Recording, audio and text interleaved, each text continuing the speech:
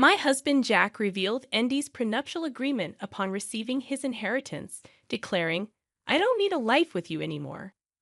I'm inheriting $5 million. I don't need you when I have that money." His cold words signaled the demise of our marriage after years of living together. I felt like a mere obstacle in his pursuit of wealth, but he remained oblivious to the significant secret tied to the $5 million inheritance. "Mom, is it true that Grandpa is in critical condition?" My daughter Sophie's unexpected question caught me off guard. Ethan, Jack's father, had a serious health problem, and the information was supposed to be a secret between Jack and me. "Did you get that information from your dad?" The only one who could have told Sophie was Jack. "Yes, and on a call from Dad, he told me to renounce Grandpa's inheritance." Sophie's words unsettled me. With a single phone call, my peaceful life was about to be shaken. A few days after Sophie's revelation, Ethan passed away peacefully. Since getting married, I had lived with Jack's parents, providing unwavering support during their health struggles. It had been 5 years since Jack's mother passed away, and now, with Ethan's passing, the funeral went smoothly. Yet just as I thought I was free from tension, Jack's behavior underwent a dramatic change. "What are you doing here? Why hasn't it been cleaned properly lately?" Jack frequently pointed out minor dust and small stains. "I'm sorry, I must have missed it. I'll clean it right now." However, the issue wasn't just about cleaning. "Why are you serving this? I wish you'd pay more attention to the taste when you cook." Even the dishes he used to enjoy were now unappreciated. "Is there something bothering you lately?" I gathered the courage to ask, but it only worsened his mood. "It's useless to deny it.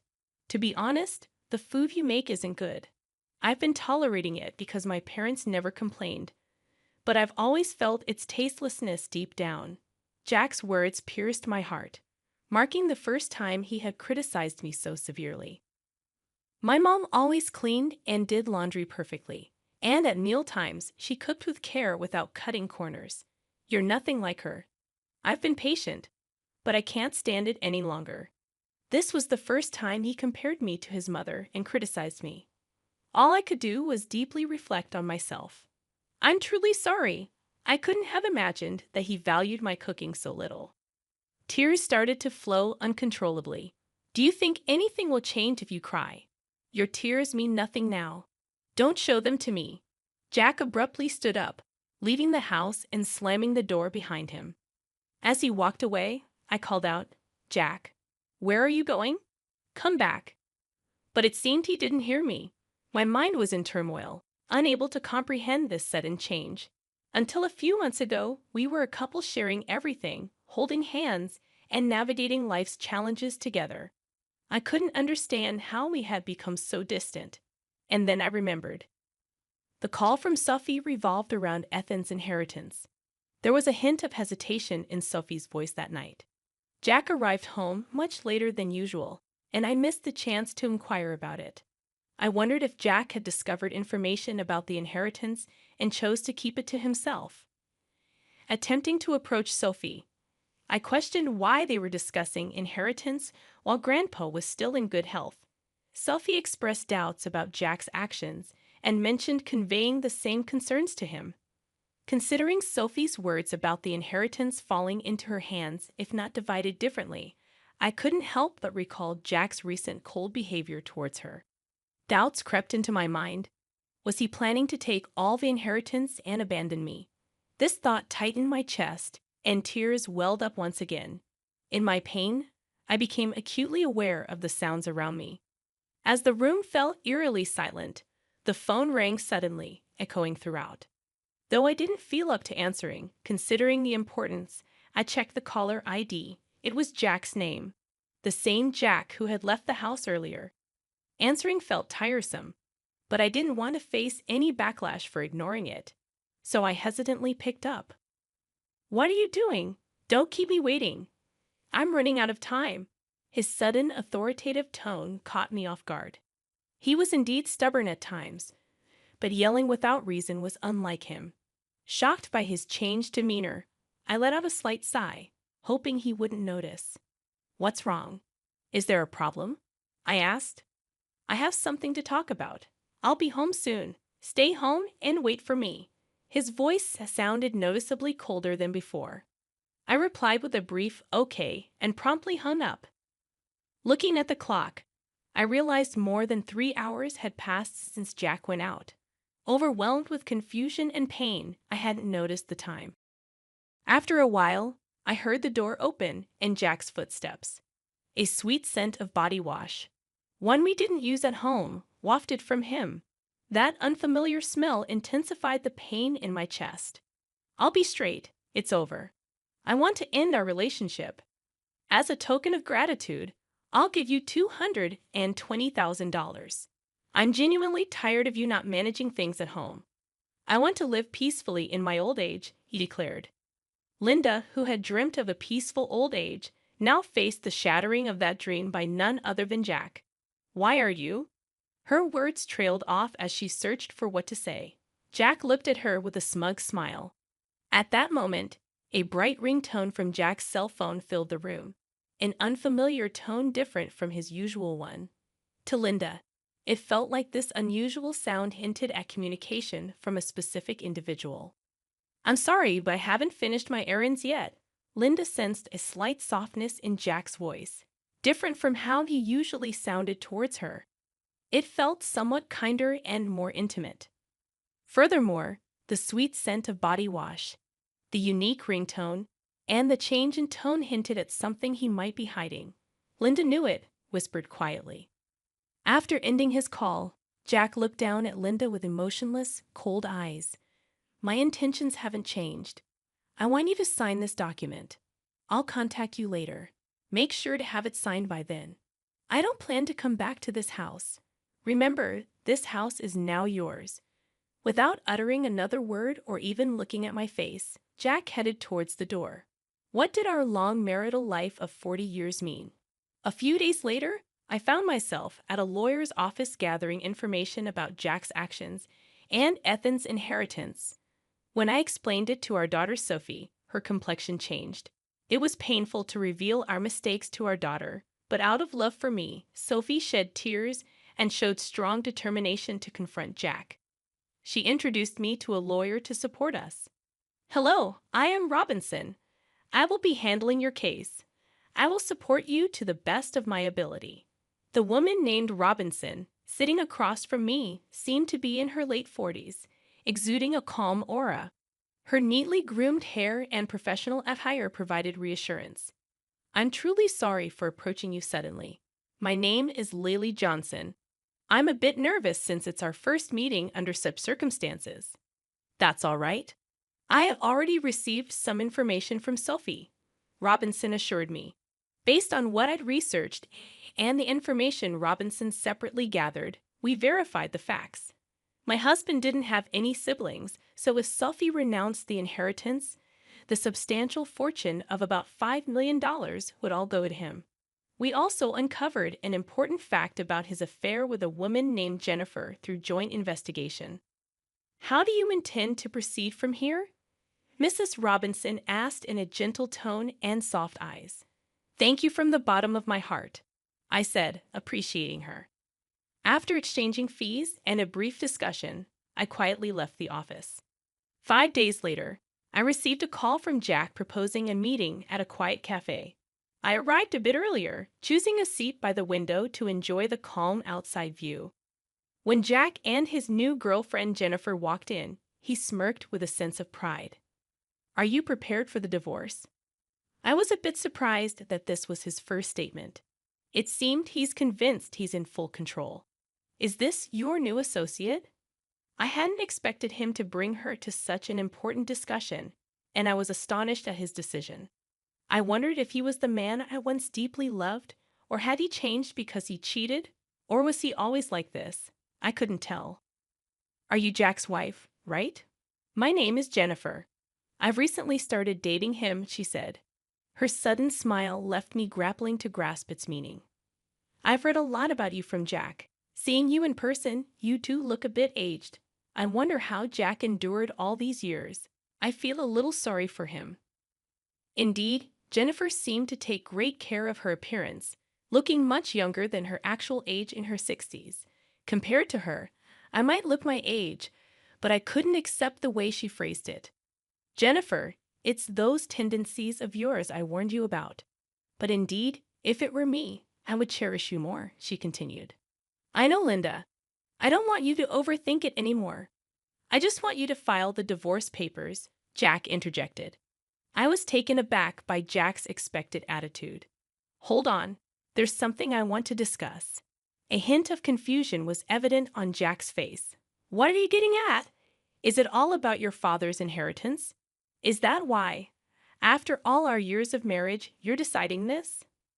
I wanted to know the truth behind all these events. I can't see how my father's inheritance and you are related. That's solely my father's. I've heard detailed stories about your father's vast inheritance from Sophie. I know how much it's worth. So what? That inheritance isn't for you to take. But I'll answer. Actually, more than the inheritance itself, the end of taking care of my parents is one of the reasons I want to part with you. Just a caregiver role. How had Jack seen me only as a caregiver and not the loving wife I used to be? I didn't even have the energy to cry. Can we speed this up, Jack? I want to start a new life. Besides, have you still not let go of Jack? Don't make me repeat myself. I'm not thinking of a new start with you now. I want you to file the divorce papers. Waves of emotion struck my heart with intense anger and deep sadness. My hand quivered slightly. Taking a deep breath, I pulled out the divorce papers. But my name isn't written yet. The situation isn't settled yet. To hand it over, I asked, "You remember promising me the house and money, right?" "Yeah, I did say that. I'm a man of my word, so I plan to give you the house and money." His response surprised me. "You say you're kind. But a truly kind person wouldn't just use their wife as a mere caregiver and then abandon her. So I'm demanding rightful compensation of $30,000 and the rights to the house." "What compensation? When we talked about money, it was supposed to be $20,000. You always nitpick at the very end. Your attitude of trying to pay me the absolute minimum is so obvious. But the difference of $10,000 means a lot to me, so I think $30,000 as compensation is fair." "Your girlfriend, it's Jennifer, right?" I thought of claiming from her too, but in lieu of that, I want to settle for $30,000. And I intend to sign the divorce papers right here in front of you. Unexpectedly, Jennifer commented, $30,000 should be fine, Jack. Pay it if you're satisfied with it. With her statement, Jack finally accepted the alimony of $30,000. Now we need Jack's signature on the land title change document Mrs. Robinson prepared and the notarized alimony agreement. Jack looked surprised by my preparations, but I calmly said, "I have a life to continue to," easing his suspicions. We took out our respective seals, lined up at the designated spot, and Jack smiled as if he anticipated something. "So, Linda, will you sign the divorce papers right now?" "Understood." I agreed, saying, "Here's the divorce paper." As I carefully wrote my name and firmly stamped it, Jack couldn't hold back his laughter and burst into loud guffaws. "With this, you and I no longer have any relationship. Also, I have something to tell you. Actually, I'm set to inherit $5 million, so I didn't need someone like you anymore. Thanks for the divorce. What a foolish ex-wife you had, letting go so easily for just $30,000. It's surprising." Behind me, as I left, the loud laughter of Jack and Jennifer echoed. I hurriedly left and headed to the city hall. My only goal now was to complete this procedure as quickly as possible and sever ties with the two of them completely. They might be laughing happily now, but I wondered how long their happiness would last. A month later, I quickly sold the house I received from Jack, prepared for a new life, and decided to live near my daughter Sophie, who planned to start her life near her husband's parents' home. Since Jack's mother lived nearby, I thought there would inevitably be moments I'd feel cautious. Contrary to my concerns, Sophie's husband warmly welcomed me and was always considerate, which I found very reassuring. My daughter Sophie seemed angry at Jack's actions at first. But when I told her a certain fact, her expression changed completely, and she smiled brightly. I had a hunch that Jack would soon realize my plan. As proof, I deliberately didn't change my mobile number. The day that intuition became a reality came sooner than I thought. From the afternoon, my mobile rang repeatedly, and sure enough, it was Jack. He called many times, but at first, I purposely didn't answer. After receiving repeated calls, I finally picked up. "Hello, why are you doing this?" I couldn't hide my surprise. "What's the matter?" You called out of the blue, raising your voice. "What's the problem?" "Where are you right now?" I thought he might have visited the house we used to live in. But in reality, that house had already been sold, and a new tenant might have moved in, or it could have become an empty lot. Considering this fact, the image of Jack's panicked demeanor surfaced in my mind, and I felt a little sorry for him. "Since we've decided to divorce, there's no need for you to be involved anymore." "Where did Sophie go?" "I can't find her." It seems he went to Sophie's previous house. Of course, she wasn't there. I managed all the information and procedures related to Sophie's husband's family home, so Jack had no way of knowing. He seems to have hit a dead end and contacted me. Yes, actually, Sophie has moved to a new place. Why didn't you tell me something so important? Moreover, did you know about that too? It seems my husband finally realized the truth. By that, are you referring to the significant hidden debt that Ethan had? Actually, when I investigated Ethan's inheritance in detail, I was shocked by the amount of the inheritance. But at the same time, I found out about a considerable hidden debt. Probably, while he was alive, he estimated he could repay the debt with about $5 million and hid that fact from us. However, he passed away midway through repayment, and the hidden debt was left neglected. And when you officially receive an inheritance, you are also obliged to inherit such hidden debts. Jack was blinded by the allure of easy money and neglected thorough verification and investigation.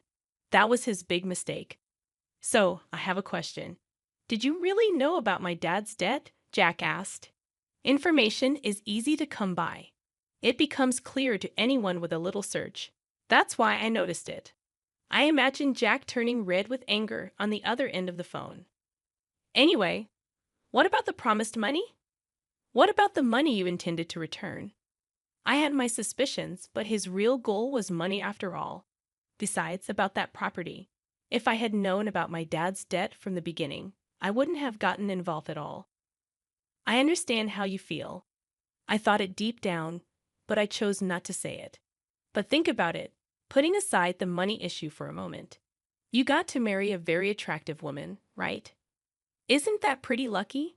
Of course, I don't know if Jennifer chose Jack because of his assets or if it was truly love. As soon as Jennifer found out about my debt, she left me. I thought she would. It's exactly as I expected, Linda. Think about it. How about starting over with me? I feel deceived by Jennifer. I just realized now you're the person I really need. The tone of Jack's voice suddenly dropped and became emotional.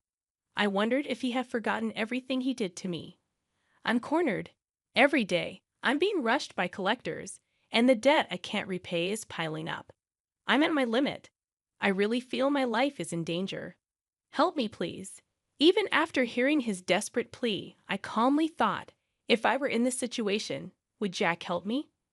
I carefully chose my words and took a deep breath before answering. Right now, I'm living peacefully and am truly satisfied. And in the days to come, I want to live in peace. You might have forgotten, but remember what was said at my response. Jack was momentarily lost for words on the other end of the phone. You mean back then? Yes, exactly, Jack. I'm really grateful that we were able to get divorced. Thank you for giving me a chance to choose a new path. I felt the tremor in Jack's voice and his tears, but for my future, I made up my mind and quietly ended the call. This marked the complete end of our relationship. I don't know how Jack's life is now or how he's repaying his debt, but I hope he's making an effort somewhere. Linda, how about taking a walk outside while looking at the beautiful scenery? Currently, I'm enjoying my days with a wonderful person I met through a hobby in Chicago. He's very warm and always with me, Spending time with him brings me unparalleled happiness.